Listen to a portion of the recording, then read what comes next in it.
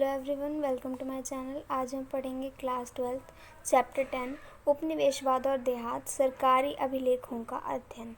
तो इसमें हम पढ़ेंगे कि इस्तिमरारी बंदोबस्त, स्थायी बंदोबस्त क्या था, ज़मींदारी प्रणाली कैसी थी, कब इसको लागू किया गया और क्या क्या नुकसान, क्या क्या फ़ायदे हो रहे थे, वो सब हम इसमें पढ़ेंगे। चार्ल्स कॉर्नवालिस जो थे, उन्होंने बंगाल में इस्तिमरारी बंदोबस्त या स्थायी बंदोबस्त या ज़मींदारी प्रणाली, हम कुछ भी कह सकते हैं, 1793 में इसकी स्थापना की थी। और ईस्ट इंडिया कंपनी ने ज़मींदारों की शक्ति को नियंत्रित करने के लिए नेम कदम उठाए थे कि वो ज़मींदारों की जो सैन्य टुकड़ियाँ थी वो उन्होंने समाप्त कर दी, उनका सीमा शुल्क समाप्त कर दिया और उनसे स्थानीय न्याय और पुलिस की शक्तियाँ भी छीन ली और कचहरी को कलेक्टर के अधीन कर दिया कि पहले कचहरी ज़मींदार चलाते थे पर अब वो कलेक्टर के अधीन हो गई। ज़मींदार प्राय समय पर राजस्व का भुगतान नहीं कर पाते थे, जिसके क्या क्या कारण थे कि मांगें बहुत ज़्यादा ऊंची थी और 1790 के दशक में ये मांगें ऊंची करी गई जब उपज की कीमतें बहुत कम थी और उनकी शक्ति जो थी राजस्व एकत्र करने में और उसके प्रबंध तक ही सीमित रह गई थी।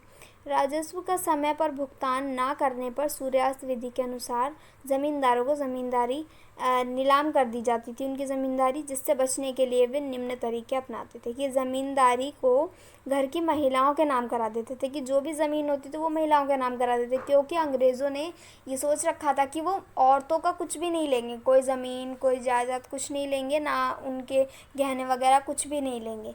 तो इसलिए वो सब कुछ महिलाओं के नाम करा देते थे और एजेंटों के माध्यम से नीलामी में जोड़ तोड़ किया करते थे और लठैतों के माध्यम से वो एक दूसरे को बोली लगाने से रोक देते थे और दूसरों को बोली लगाने से रोक देते थे और जानबूझकर ऊंची बोली लगाते थे और बाद में खरीदने से मना कर देते थे।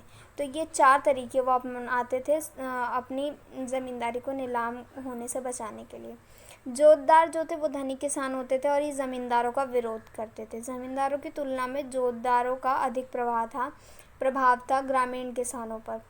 और 5वीं रिपोर्ट 1813 में पेश की गई थी ब्रिटिश संसद में, जो भारत में ईस्ट इंडिया कंपनी का शासन कैसे चल रहा है, क्रियाकलाप, सब उसके बारे में पूरी डिटेल थी।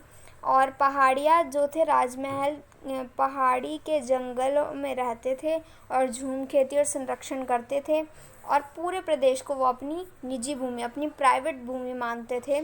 और पहाड़ी और स्थानीय लोगों में प्राय संघर्ष होता रहता था, वो लड़ते रहते थे आपस में और जो पहाड़िया लोग थे वो हमला कर दिया करते थे गांव में और अंग्रेज़ों ने क्या किया, उनका क्रूरता से दमन किया, परंतु वो पूरी तरह सफल नहीं हो पाया अंग्रेज़। तो अंग्रेज़ कलेक्टर जो थे पहाड़िया लोगों के सरदार को शांति बनाए रखने के लिए जो थे वो धन दिया करते थे कुछ कि शांति बनाए रखो, ऐसे हमला मत करो, तो उसके लिए वो पैसे दिया करते थे। 1780 के संथाल आदिवासियों को अंग्रेज़ बंगाल में बसाने लगे और संथाल के इलाकों को दामिनी को कहा जाता था। अब जहाँ पहाड़िया लोग रहते थे वहाँ इन्होंने संथालों को बसाना शुरू कर दिया और उस जगह को दामिनी को कहा जाने लगा। पहाड़िया और संथालों के बीच संघर्ष जो चला उसे कुदाल और हल का संघर्ष कहा जाता है। जो कुदाल जो थी वो पहाड़िया लोगों का प्रतीक थी और संथालों के लिए हल था।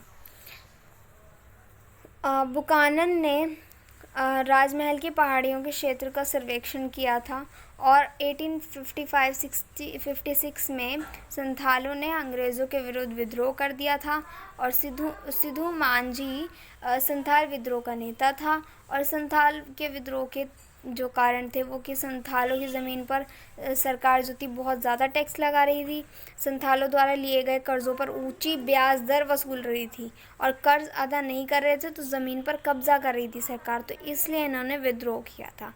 सो इस वीडियो में इतना ही, नेक्स्ट वीडियो में मिलते हैं, तब तक के लिए बाय बाय।